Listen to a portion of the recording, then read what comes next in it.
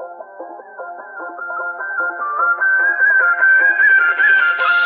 भैंसा बेचारा कभू पाए नहीं है चारा। अजंता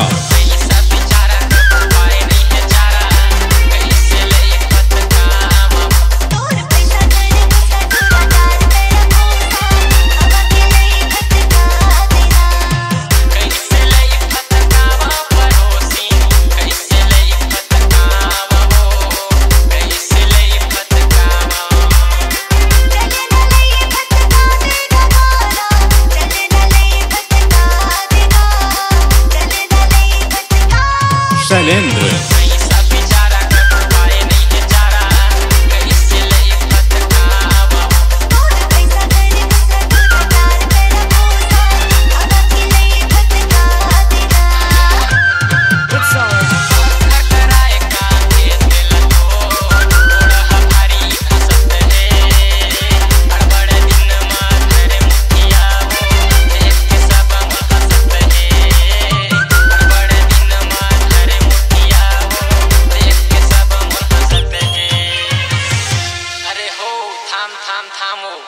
कैसे पटपटौहन बाजत है वो भैंसा पर चालील मस्कत है का।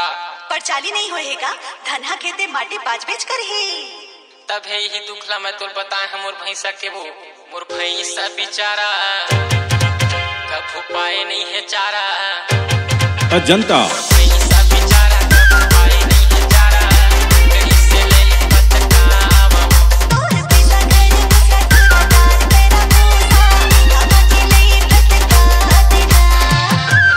शैलेंद्र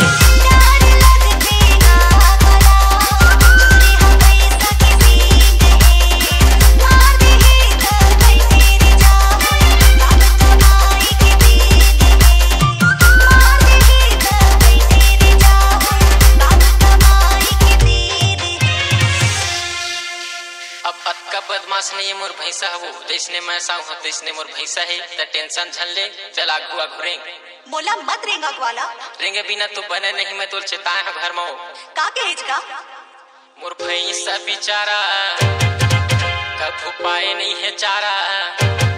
अजंता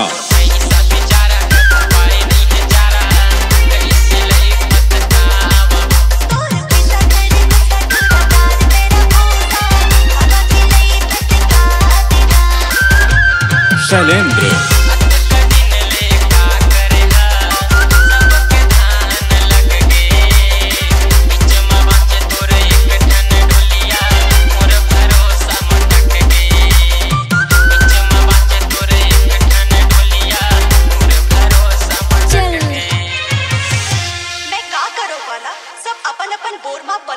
लगवा लेगा मैं पिछवा गया होगा।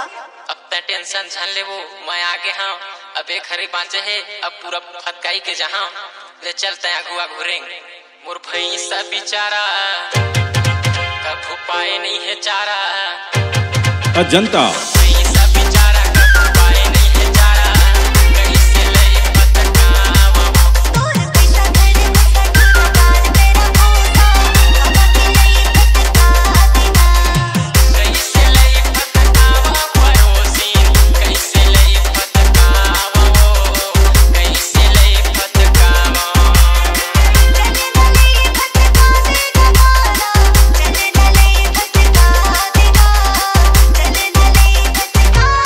शैलेंद्र